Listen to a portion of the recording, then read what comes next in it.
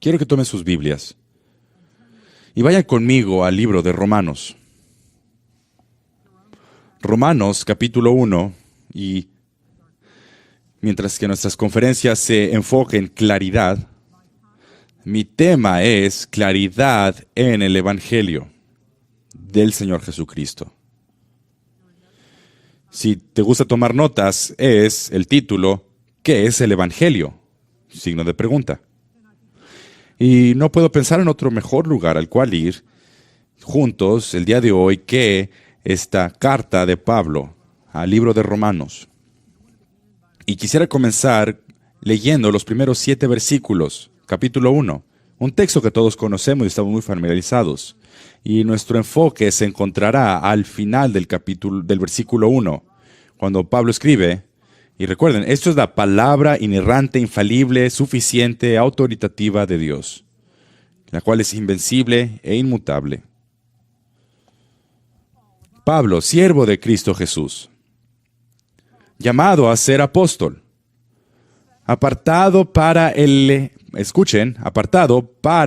Evangelio de Dios, que Él ya había prometido por medio de sus profetas en las Santas Escrituras, acerca de su Hijo, que nació de la descendencia de David según la carne, y que fue declarado Hijo de Dios con poder, conforme al Espíritu de santidad, por la resurrección de entre los muertos, nuestro Señor Jesucristo, por medio de quien hemos recibido la gracia y apostolado para promover la obediencia de la fe entre todos los gentiles, por amor de su nombre, entre los cuales estáis también vosotros, llamados de Jesucristo. Y a todos los amados de Dios que están en Roma, llamados a ser santos, gracia y a vosotros y paz de parte de Dios, nuestro Padre, y del Señor Jesucristo. Ha sido mi privilegio estos últimos días y décadas haber conocido a R.C. Sproul, el cual recientemente fue a estar con el Señor. Fue un profesor mío, fue el director de mi programa de doctorado en ministerio, y su huella que dejó sobre mi vida tiene gran importancia y sigue siendo muy importante hasta el día de hoy. Yo pude pasar mucho tiempo con el Dr. R.C. Sproul. Y recuerdo en alguna ocasión me dijo, Steve, yo he enseñado teología sistemática por décadas. Y yo siempre comienzo el semestre preguntando esta pregunta. ¿Qué es el Evangelio?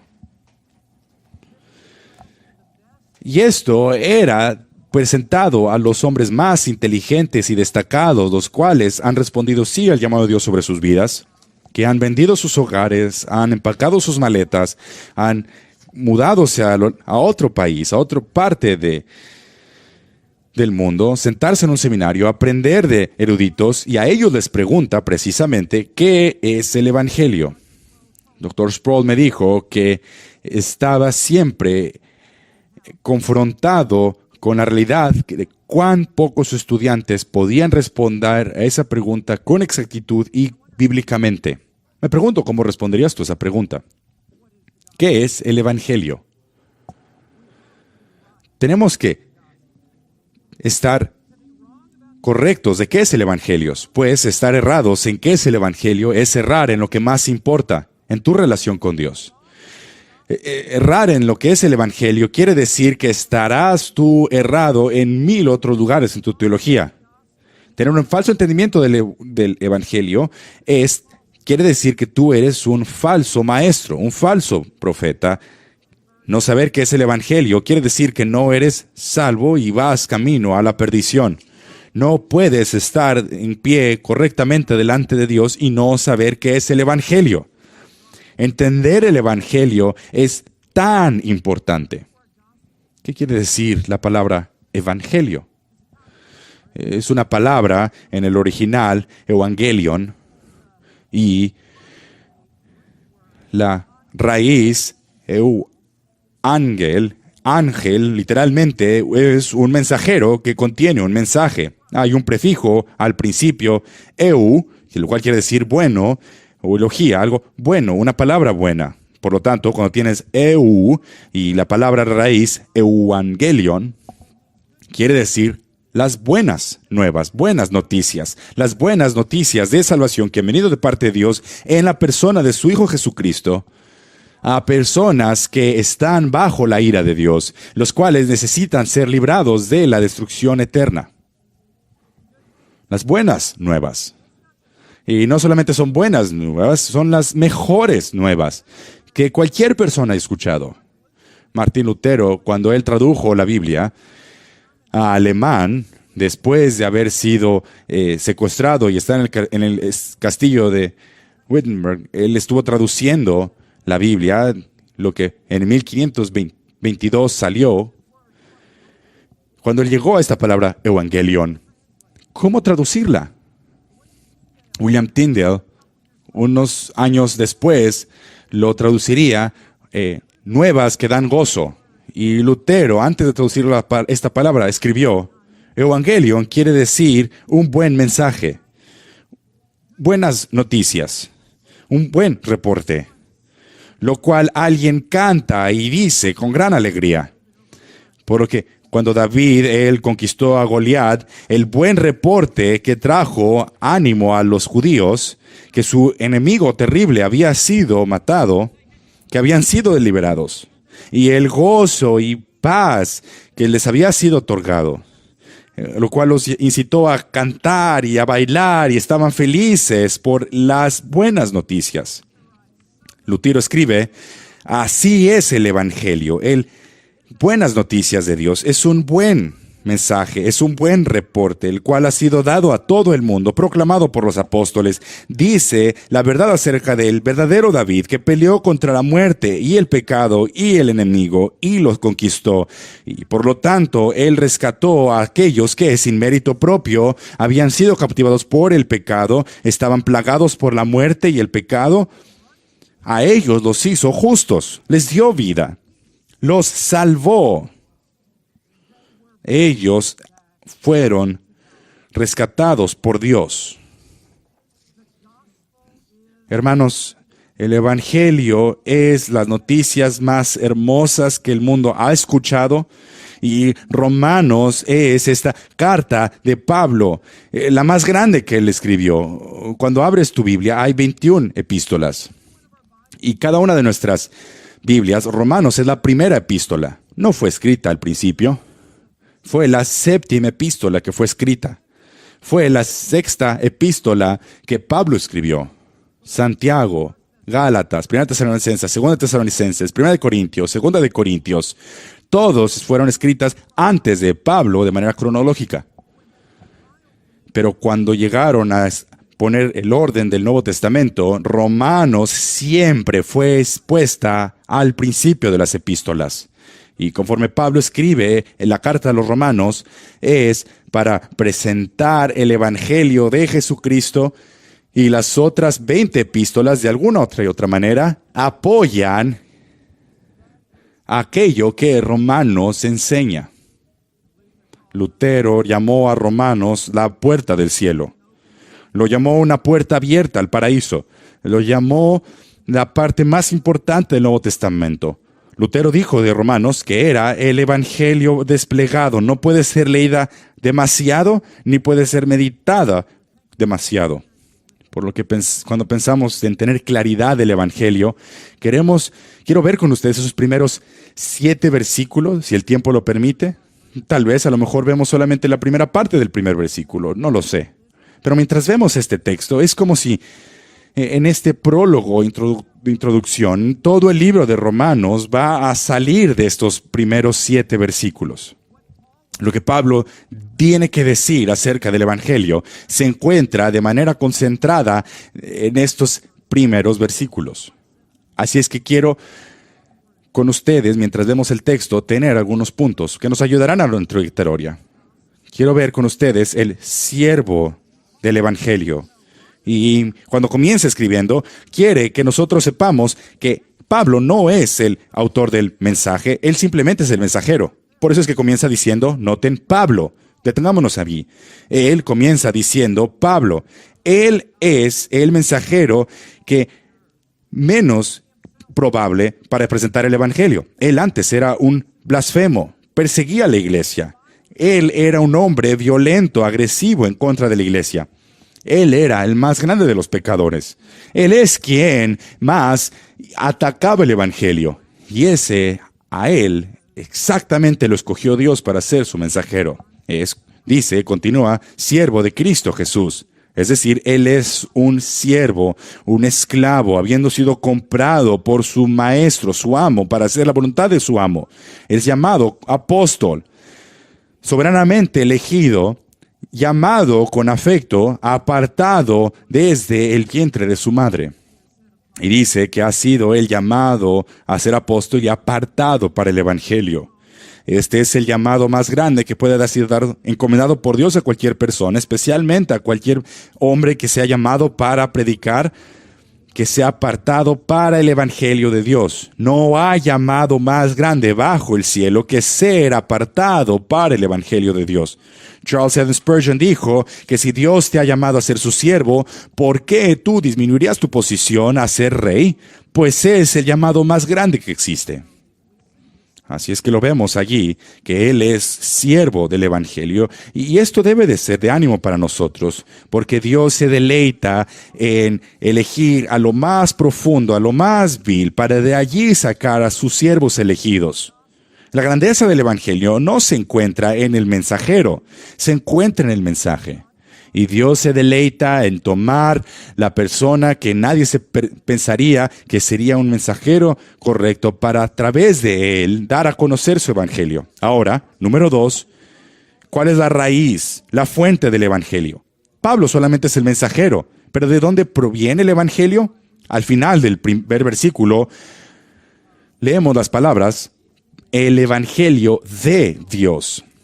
Esto es lo que nosotros diríamos que es un genitivo subjuntivo, quiere decir que el evangelio proviene de parte de Dios.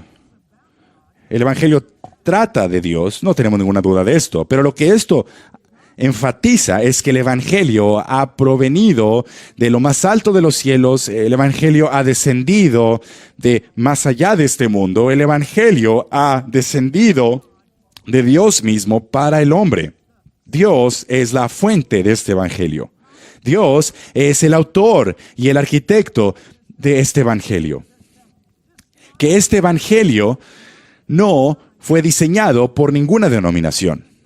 No fue puesta por ningún seminario.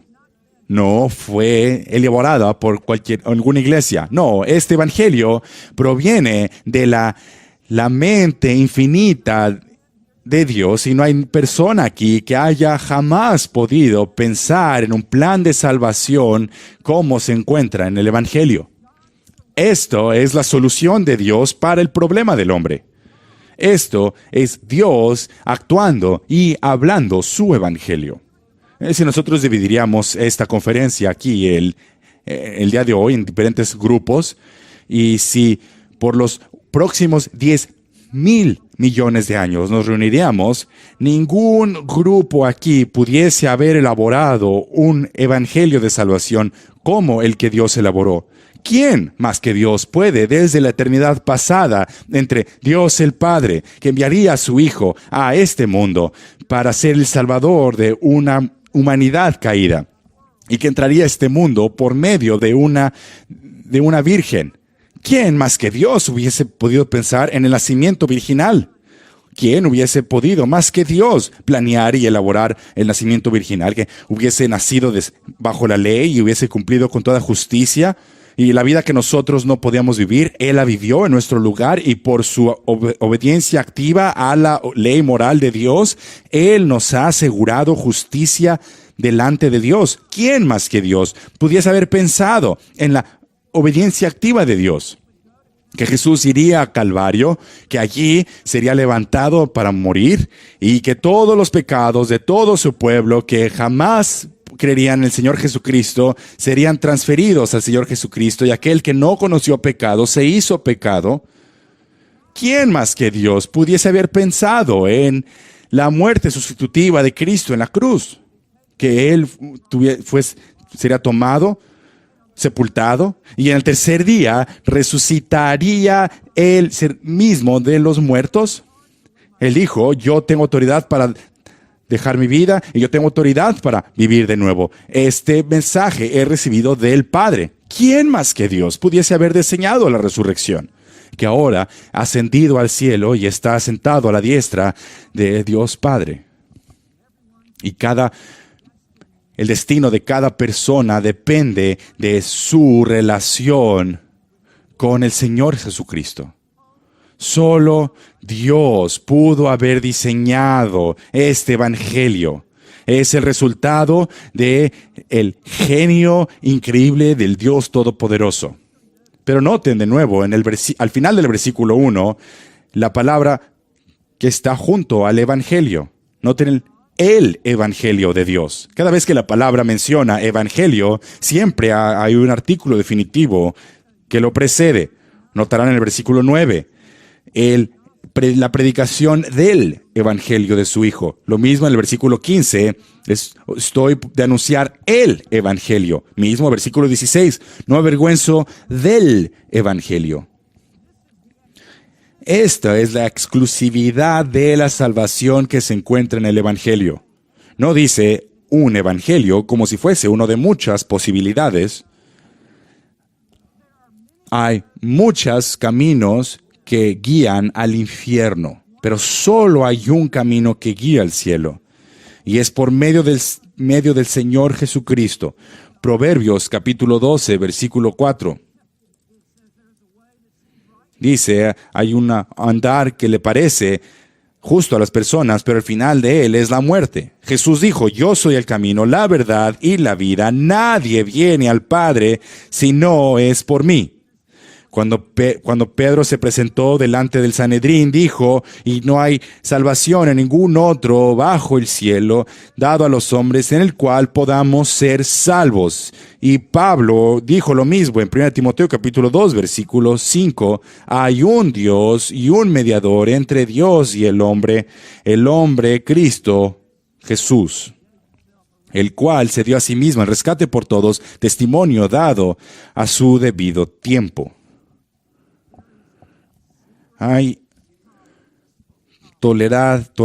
No hay tolerancia para aquella persona el cual cambia el evangelio. No puedes añadirle nada, no puedes quitarle nada. Y en el último día, cada uno de nosotros tendremos que dar unas cuentas de nosotros mismos, de aquel que nos ha llamado al ministerio, que hemos predicado el evangelio más puro que nosotros pudiésemos predicar. Esta es la fuente del evangelio, es el evangelio de Dios, es la solución de Dios para nuestro dilema. ¿Y cuál es nuestro dilema? ¿Cómo es que nosotros, Dios santo y nosotros pecadores pueden juntarse? ¿Cómo es que una persona pecadora que no es santa puede hacerse hecha correcta delante de Dios que es santo? Y es por medio del evangelio del Señor Jesucristo. Esto nos guía, número 3, a la estabilidad del evangelio. Noten el versículo 2. Quiere que sepamos que este no es un nuevo mensaje. No ha sido inventado recientemente. No es un mensaje contemporáneo reciente. Este es un mensaje antiguo. Por eso dice en el versículo 2 que Él, y noten que Él ya se está refiriendo acerca del evangelio de Dios, que Él ya había prometido por medio de sus profetas en el tiempo del Antiguo Testamento, en los tiempos antiguos, Dios había prometido, proclamado el evangelio. ¿Cómo lo hizo? Dice, versículo 2, por medio de sus profetas. Y había hubo una larga lista de profetas a lo largo de las décadas, a lo largo del Antiguo Testamento, que proclamaban y declararon este evangelio. ¿Dónde encontraríamos este evangelio que los profetas proclamaron? En toda la escritura, las santas escrituras, versículo 2. Esta escritura, grafes, escritos, y estos escritos del Antiguo Testamento se refieren a todo el Antiguo Testamento, en palabras que tienen sentido, las cuales tienen un objetivo lógico y específico. Palabras que pueden ser estudiadas, palabras que pueden ser analizadas, palabras que pueden ser vistas e interpretadas, no por medio de sentimientos ambiguos. Nada de aquello nos ha sido dada en el Antiguo Testamento. El Evangelio fue anunciado a Adán y a Eva. Fue creído por Abraham. Fue registrado por Moisés. Fue presentado en el sistema levítico. Fue amado por David y fue predicho por Isaías. Fue anunciado por Ezequiel. Y lo que nosotros vemos en el versículo 2 es que el Evangelio que fue proclamado en el Nuevo Testamento es el mismo Evangelio que fue prometido en el Antiguo Testamento. De nuevo, afirmando que solamente hay un medio de salvación. No hubo una manera en el Antiguo Testamento para ser salvo y luego otra distinta en el Nuevo Testamento, pues eso crearía dos evangelios. No hay una manera que el judío es salvo y ahora una nueva para los gentiles. Eso querría decir que tendríamos dos evangelios. Pero no, el evangelio que fue proclamado en el Antiguo Testamento es exactamente el mismo que es proclamado en el Nuevo Testamento. Cada vez que cualquier persona, en cualquier momento, en cualquier lugar, es justificado delante de Dios, es justificado por medio del mismo evangelio, por gracia, por medio de la fe en Cristo. Y no hay otro evangelio. Y las personas en el Antiguo Testamento eran salvos por medio de ver hacia el futuro, la primera venida del Mesías, al igual que nosotros somos salvos al ver a su primera venida en el pasado y todos nos juntamos en la cruz, poniendo nuestra fe en el Señor Jesucristo. Toda la Biblia, todo el mensaje de la Biblia, trata con Cristo. En el Antiguo Testamento decía que vendría, los 4 evangelios dicen, está aquí, el libro de Hechos lo proclama, en las epístolas lo explican, el libro de Apocalipsis dice que volverá y todo apunta al Señor Jesucristo. Todo el evangelio se basa en todos los escritos del Antiguo Testamento. Acerca de aquel que vendría, fue profetizado a lo largo de las Escrituras que él nacería de una mujer en Génesis capítulo 3, de la simiente de Abraham, Génesis 17, de Isaac, Génesis 21, de David, Salmo 132, que nacería de una virgen y sería llamado Emmanuel, Isaías 7, que nacería en Belén, Miqueas 5, que sería adorado por grandes personas, Salmo 22, que sería llamado de Egipto, Oseas 11, que habría alguien que vendría antes de él para preparar su camino, Isaías 40, que sería un profeta como Moisés, Deuteronomio 18, que sería un sacerdote de acuerdo al orden de Melquisedec, Salmo 110, que comenzaría su ministerio en Galilea, Isaías 9, que vendría al templo, Malaquías 3, que sería marcado por humildad, Isaías 40, que no tendría pecado, y que vendría de parte de Dios, Isaías 69, que daría mensajes y milagros y predicaría parábolas, Isaías 78, y haría milagros, Isaías 35, y que él predicaría, Salmo 22, Salmo 69, que sería rechazado por sus hermanos, que sería una piedra de tropiezo, Isaías, que sería él rechazado, Salmo 118, por los judíos, que sería él traicionado en Salmo 41, que sería él traicionado por sus propios discípulos por 30 piezas de plata en Zacarías capítulo 11, y que serían dados su dinero por su traición en Zacarías también 11, que también sufriría en Isaías 53, que sería paciente y sufriría en Isaías 53, que sería bofeteado en Miqueas capítulo 5, que sería él maltratado fuertemente, Isaías 53, que él sería clavado en sus manos y sus pies, Salmo 22, que sería él abandonado por Dios, Salmo 22, que sería ofrecido vinagre y vino, Salmo 69, que estaría sin ropa y desnudo en Salmo 22, que sería nombrado entre los transgresores, y aún así Él suplicaría por sus asesinos en el Salmo 53, que nunca se quebraría uno de sus huesos en el Salmo 34, que sería Él traspasado en Zacarías 12, y Él sería puesto a muerte con aquellos que son pecadores en el Salmo 53, y aún así no continuaría en la muerte, sino resucitaría en el Salmo 16. Todo este evangelio, que vendría y traería salvación a su pueblo, se basa en un terreno presentado por el Antiguo Testamento.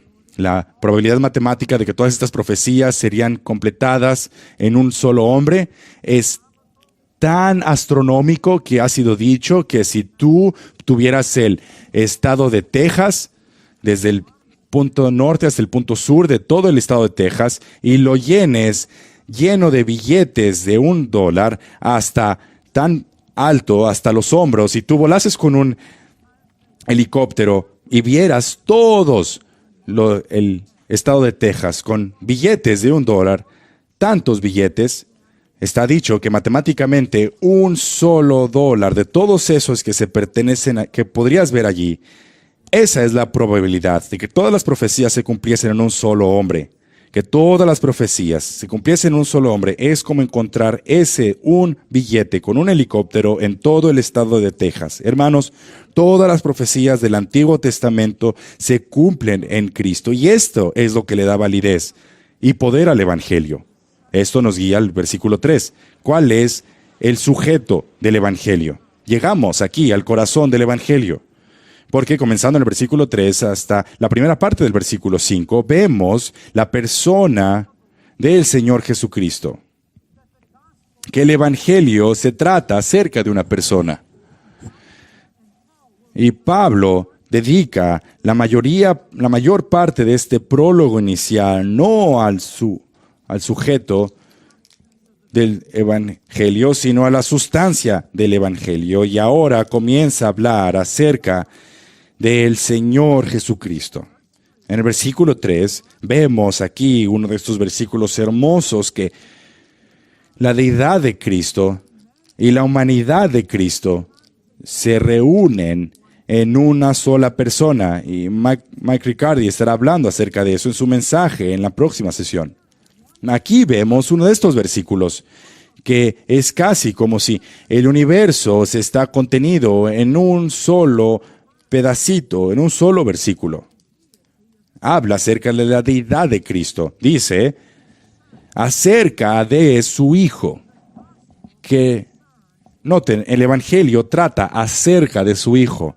No trata acerca de cualquier otra persona o cualquier otra circunstancia. Trata acerca de Cristo. Él es la sustancia y el objeto del Evangelio. Él es el alfa y el omega del Evangelio. Él es el primero y el último del Evangelio. Si tú quieres predicar el Evangelio, tú debes de correr a hablar acerca de Cristo y predicar a Cristo y a Él crucificado. Por eso es que dice, acerca de su Hijo.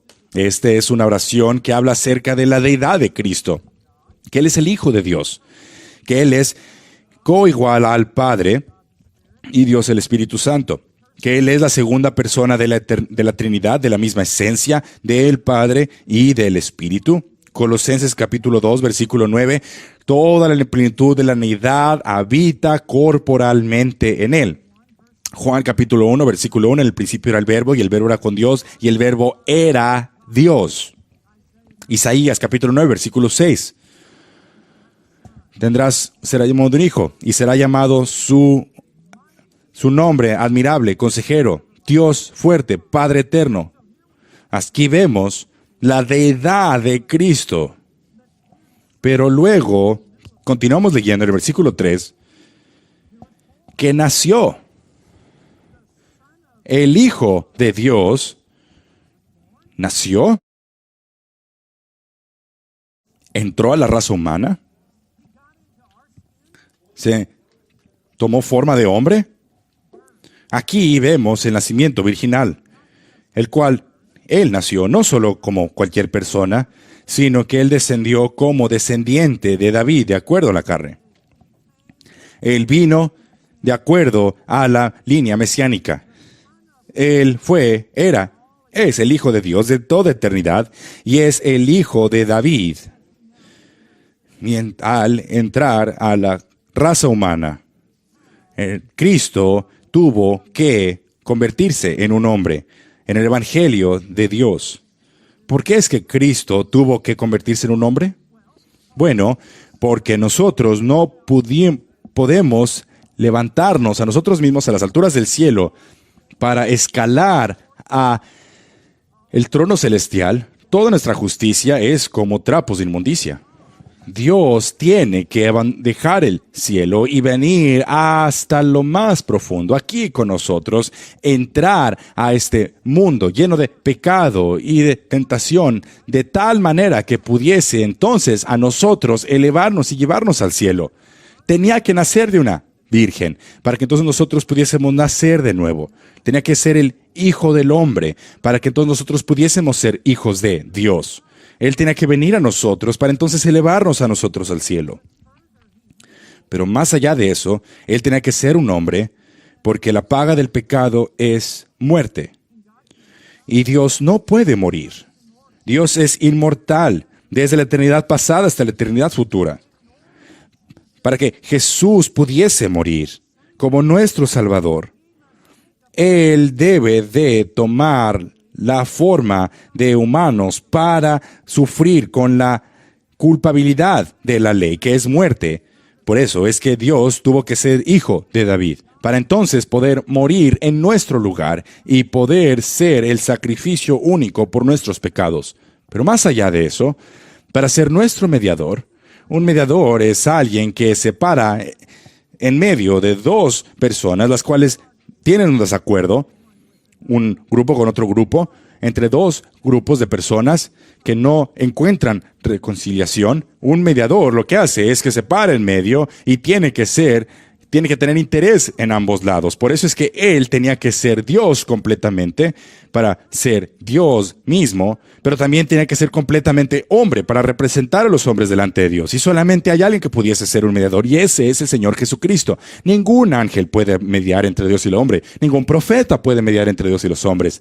Ninguna persona buena o justa puede conectar a ambos. Solamente Jesucristo, siendo Él completamente Dios y completamente, verdaderamente hombre, puede estar en medio como mediador. Ese es el Evangelio de Cristo. ¿Y qué es lo que Él hizo como nuestro mediador? Cuando Él se puso allí en pie como mediador, noten lo que hizo. Déjenles doy 5 puntos. Primero, propiciación. El Señor Jesucristo, cuando Él tomó nuestros pecados en la cruz, la Biblia dice en Romanos capítulo 8, versículo 1, que Él propició la ira de Dios por su muerte sustitutiva y por Él absorber la ira de Dios en nuestro lugar. Jesús solamente pudo aplacar la ira justa de Dios. Déjenles recuerdo esto. Dios está airado todos los días contra el malo. Dios está en batalla en contra de pecadores. Pero Dios ha demostrado su amor hacia nosotros, que aun cuando nosotros éramos pecadores, Cristo murió por nosotros. Y en esa muerte Él propició la ira de Dios. Por eso es que dice en Romanos capítulo 8, versículo 1, ahora ya no hay condenación para aquellos que están en Cristo.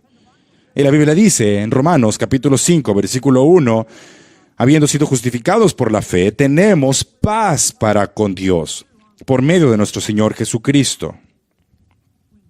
Cuando Él tomó esa ira, esa copa de la ira de Dios, la cual Él mencionó en el jardín antes de su muerte, Él tomó toda nuestra culpabilidad y pecado, y la ira justa de Dios que debería de estar sobre nosotros fue completamente aplacada y propiciada por Cristo. Eso es la propiciación. Segundo lugar, lo que Cristo cumplió, reconciliación. Escuchen, nosotros estamos en enemistad con Dios. Dios está en enemistad con pecadores. Y hay un gran vacío entre Cristo la ira de Dios y nosotros. Y la única manera que nosotros podemos ser reconciliados con Dios es por medio de la sangre que Jesús derramó en el Calvario, pues Él reconcilió a hombres pecadores con un Dios santo, y Él fue quien trajo a ambos en reconciliación. Y una persona no puede reconciliarse con Dios separados de la cruz reconciliadora de Cristo. La tercera cosa es redención. Pues Él, al derramar su sangre en Calvario, Cristo compró a su amada el pecado y la muerte para ser reconciliados con Dios. Él nos compró con su sangre. Ahora nosotros somos su posesión. Y aquel que Dios libra es libre en verdad. Él nos ha rescatado de ser esclavos de aquella vieja manera de vivir. Primera de Pedro, capítulo 1, versículo 18, dice, sabiendo que fuisteis redimidos de vuestra mala manera de vivir, no con plata ni oro, sino con sangre preciosa, como de un cordero, sin tacha y sin mancha, la sangre de Cristo. Y por eso es que en esa cruz, no es que Cristo solamente propició la ira de Dios, y reconcilió a las dos personas, nosotros y Dios, en uno, sino que Él nos compró de ser esclavos de la maldad. Y ahora nosotros somos esclavos de Dios. La cuarta palabra es expiación. Cristo, conforme Él tomó nuestros pecados, Él cargó con nuestros pecados sobre la cruz, es lo que dice Primera de Pedro, capítulo 1, versículo 24, que Él fue el Cordero que quita el mal del mundo. Cristo, por medio de su muerte en la cruz, Él quitó la pena de nuestro pecado y la ha quitado muy, muy lejos. ¿Qué tan lejos, me preguntarías? La Biblia dice que Él ha puesto nuestros pecados en las partes más profundas del mar. Él ha olvidado, ha puesto nuestros pecados a sus espaldas, ya no se acuerda de nuestras maldades. Él nos ha expiado de pecado, así como en el día de expiación, cuando el sacerdote ponía sus manos sobre el cordero sacrificial y era llevado al desierto. Eso era una señal de cómo un cordero de parte de Dios tomaría nuestros pecados y expiaría, es decir, tomaría nuestros pecados y los llevaría muy, muy lejos. Y finalmente, la palabra justificación. Cuando Dios se puso de pie como nuestro representante, como Phil Johnson lo predicó, cuando Él, en ese acto último de obediencia, en esa obediencia pasiva en la cruz, no es solamente pasiva, es esta pasión de Cristo en la cruz, y en este acto de obediencia, Él hizo a muchos justos, y justificación y redención nos ha sido dada por medio de la muerte sustitutiva de Cristo en la cruz. ¡Qué evangelio! ¡Qué glorioso es este evangelio! Estas son buenas nuevas de parte del cielo. Y ahora en el versículo 4. Si el versículo 3 tiene que ver con la persona de Cristo, el versículo 4 tiene que ver con la prueba de quién es Cristo. Noten el versículo 4. El evangelio se trata acerca de una persona y que fue declarado. No fue susurrado, no fue dicho en voz baja, sino declarado hijo de Dios, con poder que es sobrenatural. Este poder que cambia las cosas por medio de la resurrección de entre los muertos, versículo 4. Esa fue la validez última de Dios sobre Cristo. Esa fue la visión sobrenatural del poder y la posición de Cristo al validar el sacrificio de Cristo al resucitarlo de la cruz. Miles de personas morían en la cruz. De hecho, Josefo, historiador, decía que había tantas crucifixiones que decía, virtualmente los romanos van a terminar con los bosques, pues ya crucifican a tantas personas. Miles eran crucificados, pero solo uno resucitó de entre los muertos. Y ese es el Señor Jesucristo mismo. Y la resurrección valida y vindica que Él y su muerte fueron perfectas una vez por todas por aquellos que confían en Él. Y Pablo ahora, cuando llega al final del versículo 4, concluye enfáticamente diciendo, nuestro Señor Jesucristo. Los tres nombres de Cristo.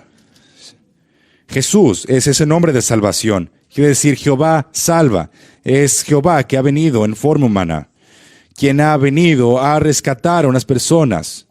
Mateo capítulo 1, versículo 21, le pondrán por nombre Jesús, porque Él salvará al pueblo de sus pecados. Lucas capítulo 9, versículo 10, que Él vino a salvar a aquello que estaba perdido. Todo eso está incluido en el nombre Jesús. Y preguntarás, ¿de qué debemos ser salvos? La respuesta es de Dios. Debemos de nosotros ser puestos a salvo de Dios. Y hay solamente uno que puede salvarnos de Dios, y eso es Dios mismo. Por eso es que el Evangelio es que salvación es de parte de Dios, por Dios, para Dios. Solo Dios puede salvarnos de sí mismo. Solamente Dios puede salvarnos de su propia ira. Y su gracia ha triunfado sobre su ira. Y eso se encuentra en el nombre Jesús. El nombre Cristo, el cual es un título, quiere decir el ungido. Si Jesús es su nombre que indica salvación, Cristo indica su poderío. Quiere decir que Él es ungido en el poder del Santo. Que Él ha sido dado poder dentro de su humanidad por la tercera persona de la Trinidad.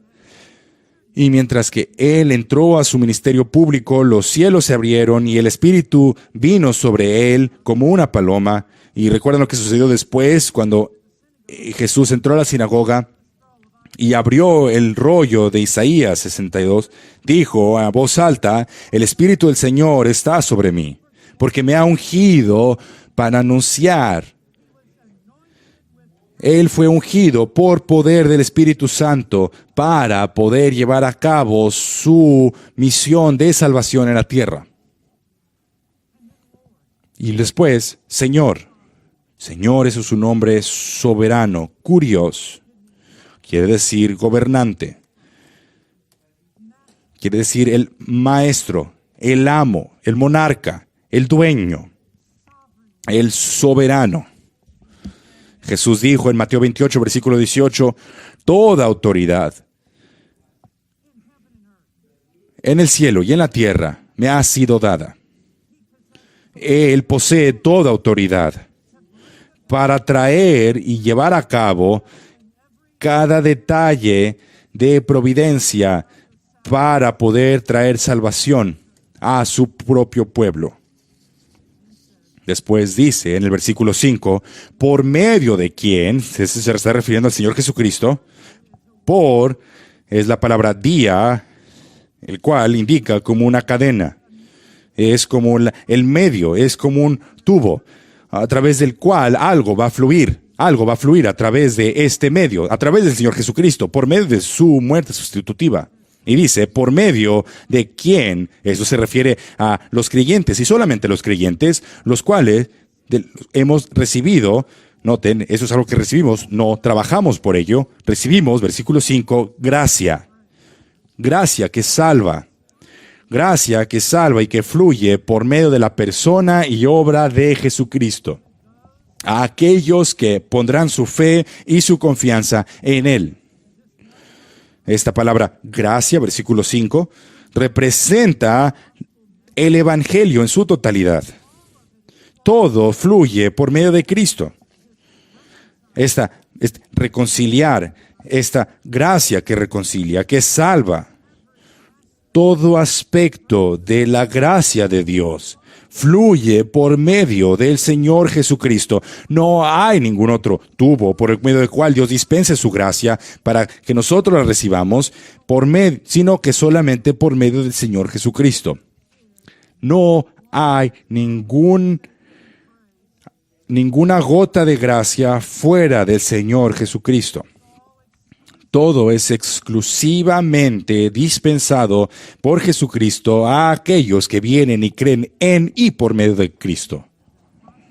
Y luego continúa diciendo y escribiendo que Él no solamente quiere que sepamos que la salvación viene de parte de Dios, sino que también su ministerio, versículo 5, apostolado, de aquel que es la cabeza de la iglesia, aquel que ha dado dones a los hombres, algunos como apóstoles, algunos como profetas o maestros y evangelistas. Todo proviene por gracia del cielo, de la cabeza de la iglesia, a cada uno de los miembros de la iglesia. ¿Lo ven cómo Cristo es el epicentro del Evangelio? ¿Que Cristo es la circunferencia del Evangelio? ¿Que Cristo es todo en el Evangelio? Charles Eden Spurgeon dijo, si quieres más conversiones, pon más de Cristo en tus predicaciones. Si quieres más avivamientos, pon más de Cristo en tu predicación. Dijo, un sermón sin Cristo es una cosa horrible. Si dejas a un lado a Cristo, has dejado el día, has dejado el sol del día, has dejado la luna de la noche, has dejado el agua del mar, has dejado las agua del río, has dejado la cosecha del año, has dejado el alma del cuerpo, has dejado a un lado el gozo del cielo. No hay evangelio que valga la pena proclamar si Cristo es ignorado. Dijo, un evangelio, un mensaje sin Cristo es como un pozo vacío, el cual se burla del peregrino que tiene sed. Es como una nube sin agua. Un sermón sin Cristo no tiene ningún poder salvífico, pues Él es el poder salvífico para salvar pecadores. Él es el Salvador del mundo. ¿Predicas a Cristo? ¿Predicas a Cristo y a Él crucificado? Pablo, conforme él traía a un punto toda su teología y hablaba a los Corintios, en 1 Corintios capítulo 1, dijo, yo predico a Cristo y a Cristo crucificado. En capítulo 2, versículo 2, me propuse saber entre vosotros nada excepto a Cristo y a este crucificado. Y en Colosenses capítulo 1, versículo 28, nosotros le proclamamos a Él. Proclamemos a Cristo, proclamémosle a Él. Ahora, continuemos. Número 5, el poder del Evangelio. El Evangelio tiene poder para cambiar almas. El Evangelio hace más que solamente dar perdón. El Evangelio da poder para poder vivir vidas nuevas. Es lo que dice en el versículo 16. Pero aquí en el versículo 5 de Romanos 1 dice, para promover la obediencia de la fe. Fe aquí es el elemento del Evangelio. Hay en el Evangelio un elemento objetivo y subjetivo. El elemento objetivo es lo que se ve en el versículo 2, 3 y 4.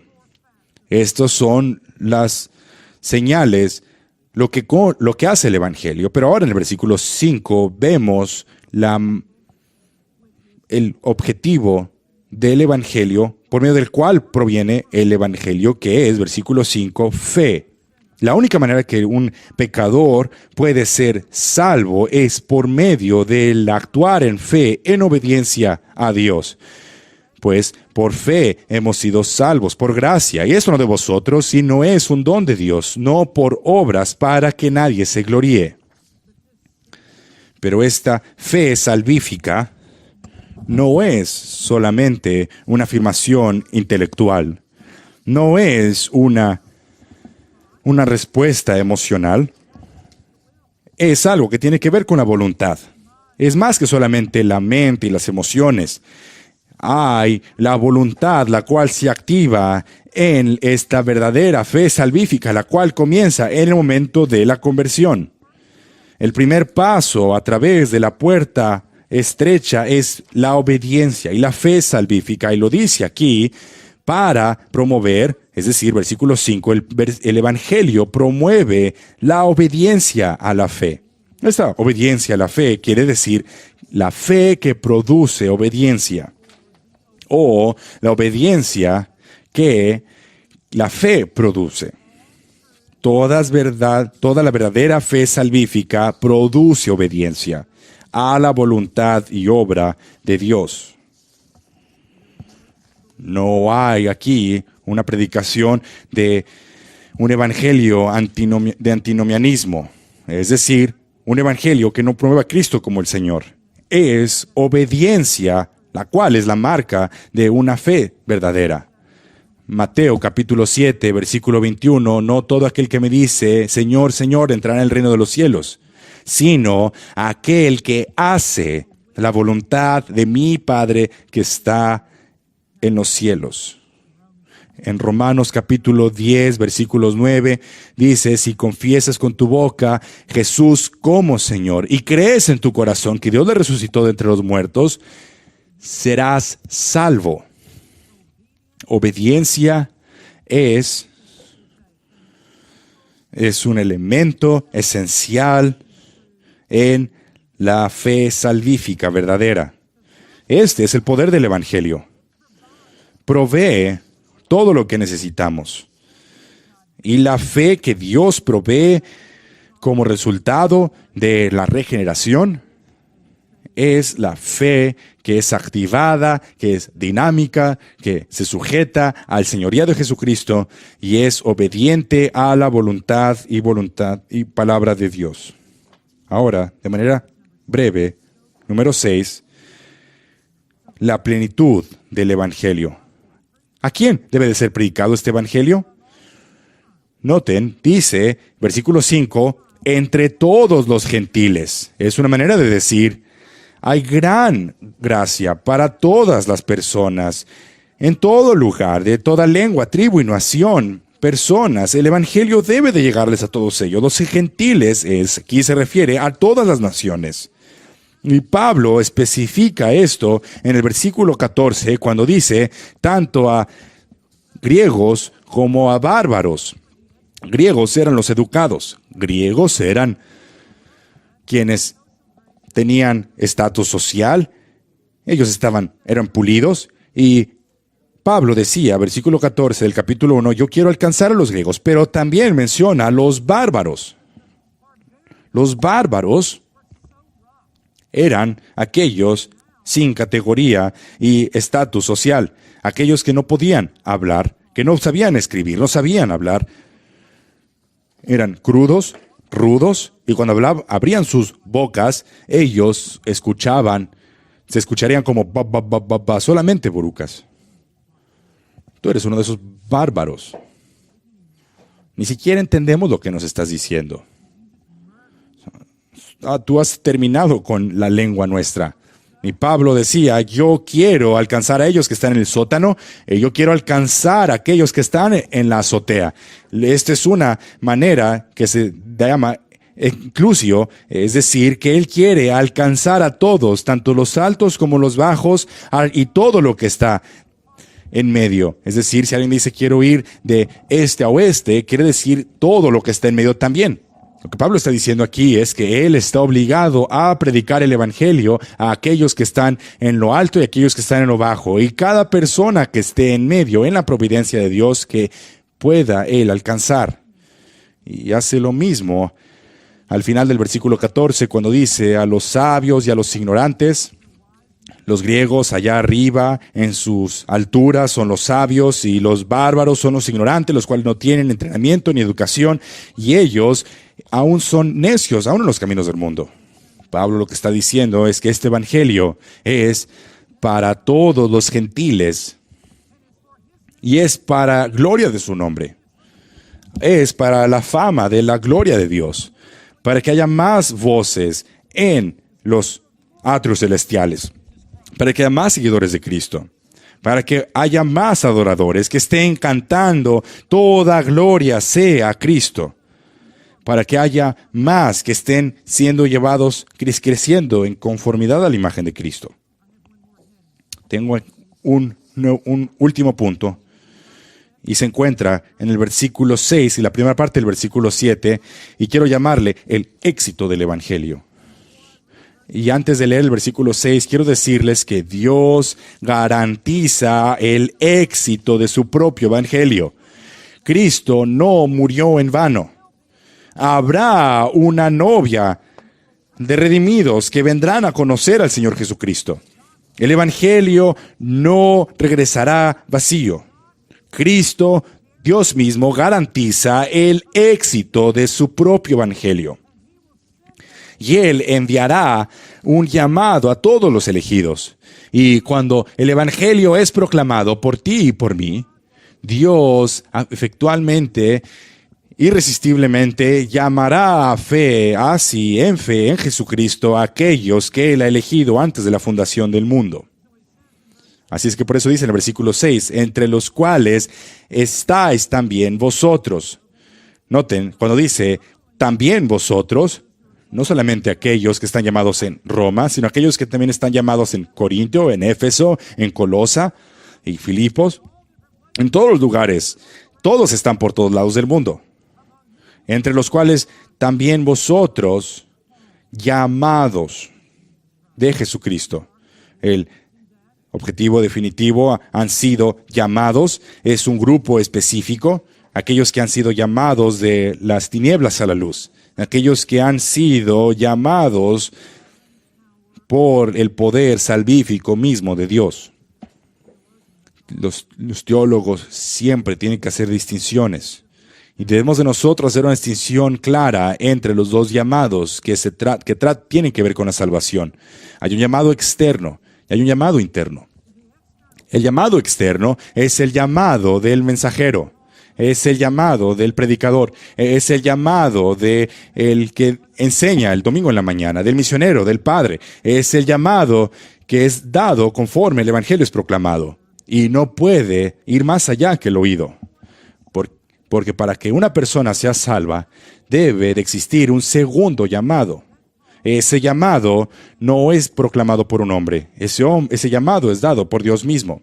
Y es ese llamado interno de parte de Dios que jala a una relación salvífica con Jesucristo a aquellos que son elegidos antes de la fundación del mundo.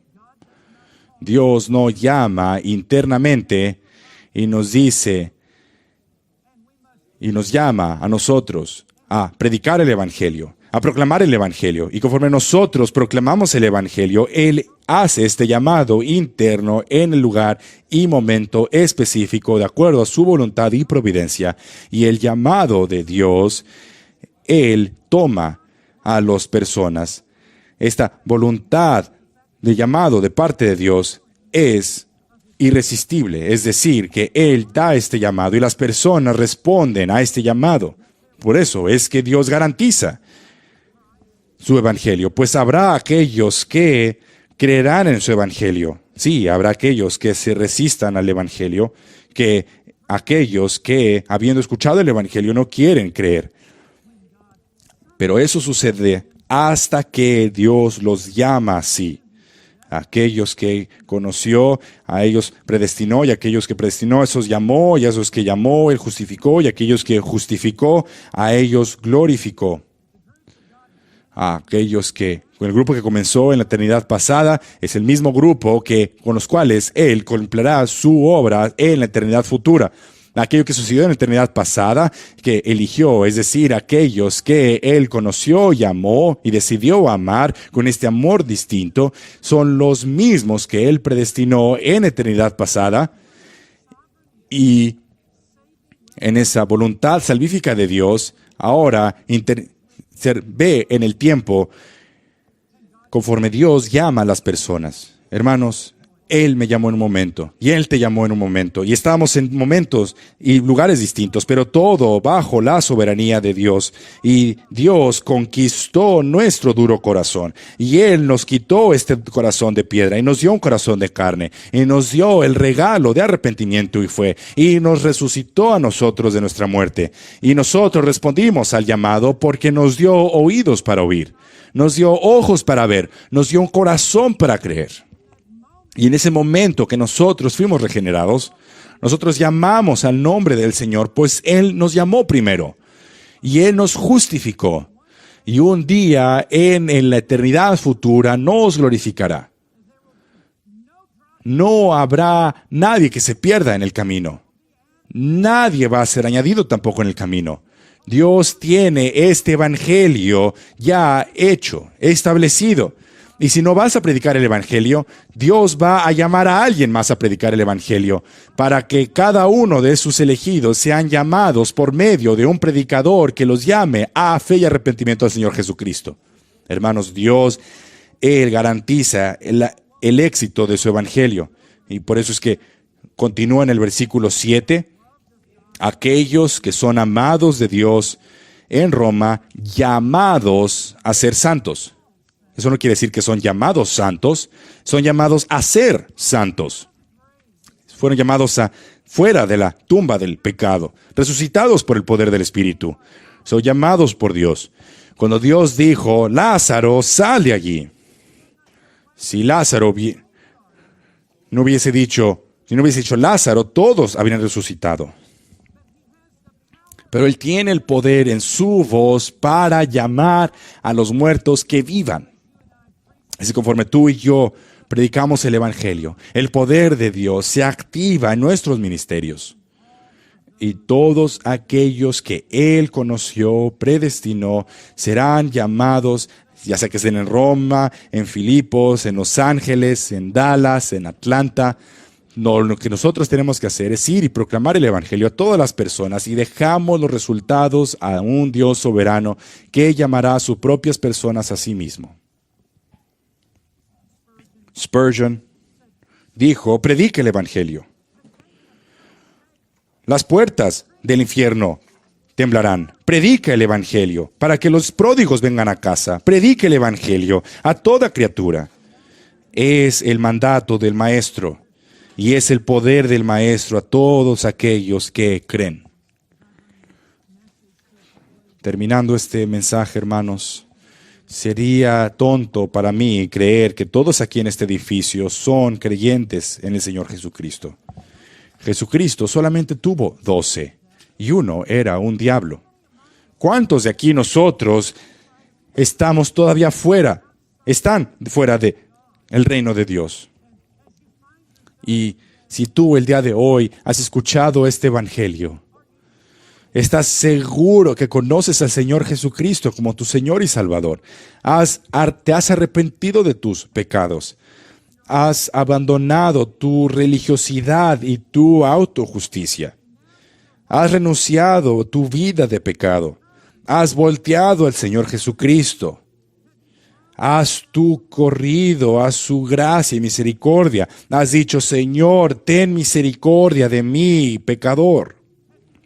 Has tú negándote a ti mismo. Has tomado tu cruz y te has hecho un siervo y seguidor de Cristo.